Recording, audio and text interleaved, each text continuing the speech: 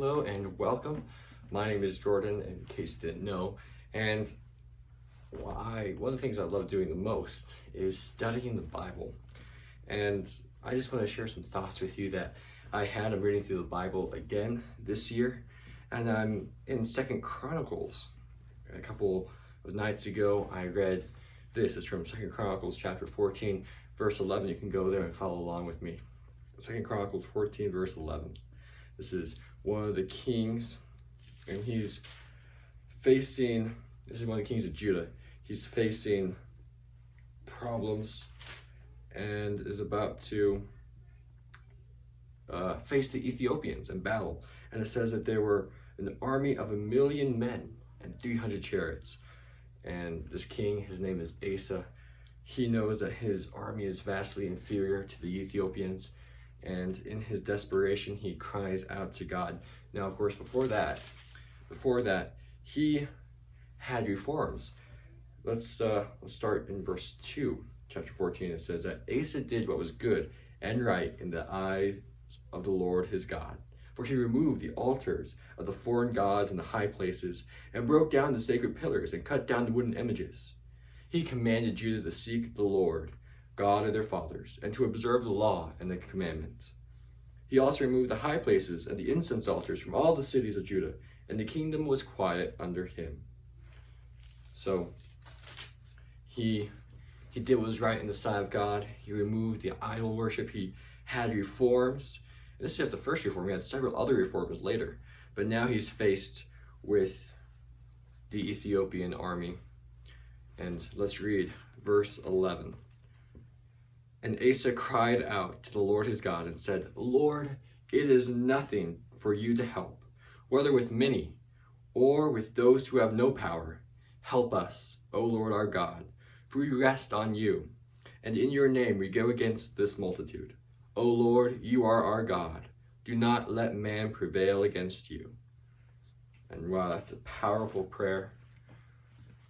That's a very powerful prayer. He knows that he is outnumbered, but he recognizes that it is nothing for God to save with many or by few. That also comes from 1 Samuel, and I believe 1 Samuel 14, verse 6, where Jonathan and his armor bearer go out to attack the garrison of the Philistines. But he recognizes that he needs help, that nothing is too big for God. And then he also says, we rest on you. That's a reminder of the Psalms. So many Psalms say, I put my rest in you. I put my trust in you. I can rest on the Lord under his wings.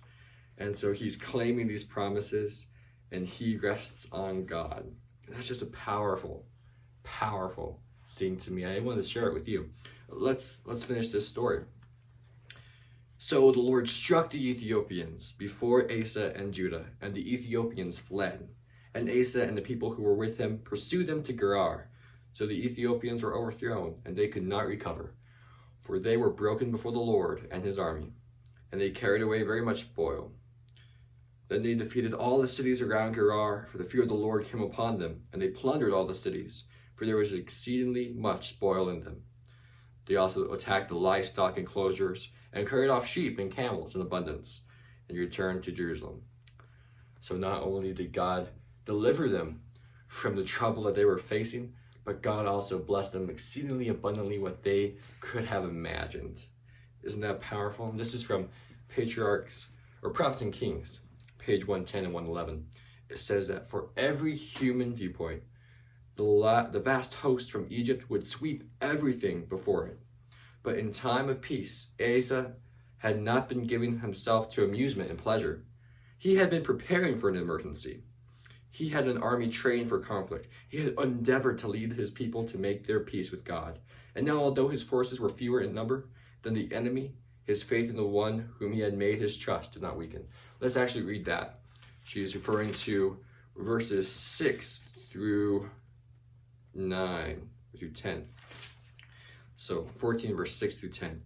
And he built fortified cities in Judah, for the land had rest. He had no war in those years because the Lord had given him rest. Therefore he said to Judah, Let us build these cities and make walls around them, and towers, gates, and bars, while the land is yet before us, because we have sought the Lord our God. We have sought him, and he has given us rest on every side. So they built and prospered. And Assa had an army of 300,000 from Judah who carried shields and spears, and from Benjamin 280,000 men who carried shields and drew bows. All these were mighty men of valor. And then it goes into the Ethiopians and their army of 1,300,000 chariots coming to Assa.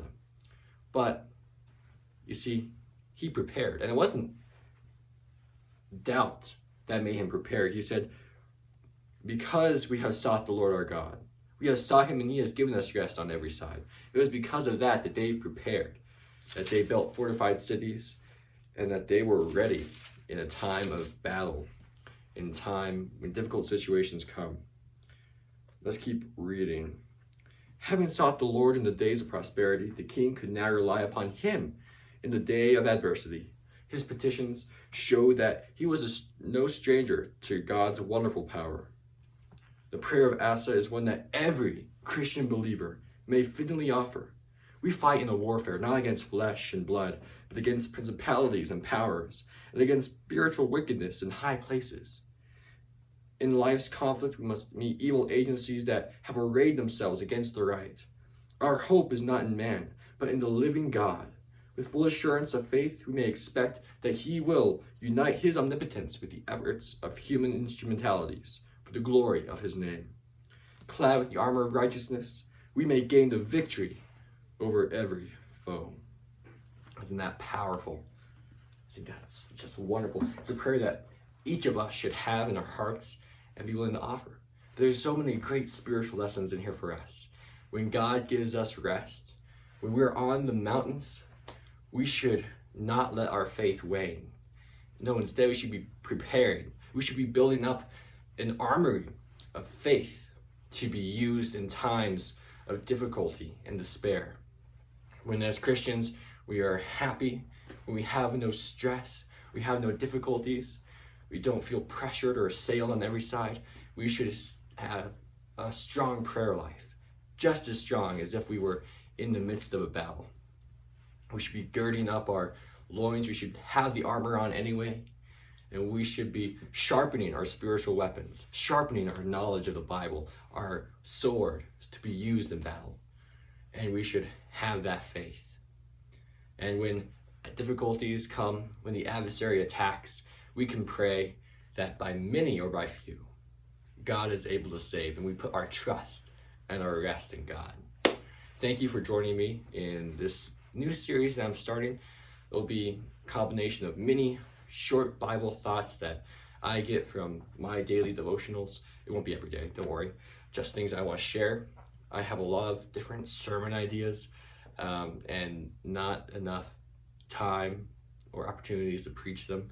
So this is one way that I can share it, or at least have it recorded for me to go back later and write if I need a sermon later. So thank you for joining me. I hope you will continue to join me. We'll have these small thoughts, and then I'll also have larger sermons prepared too. So thank you, and if you have any suggestions on how I can make this better, I ask you to comment below, like, and subscribe, and share too. So keep the faith and build up your faith, fortify your faith. Until next time, bye.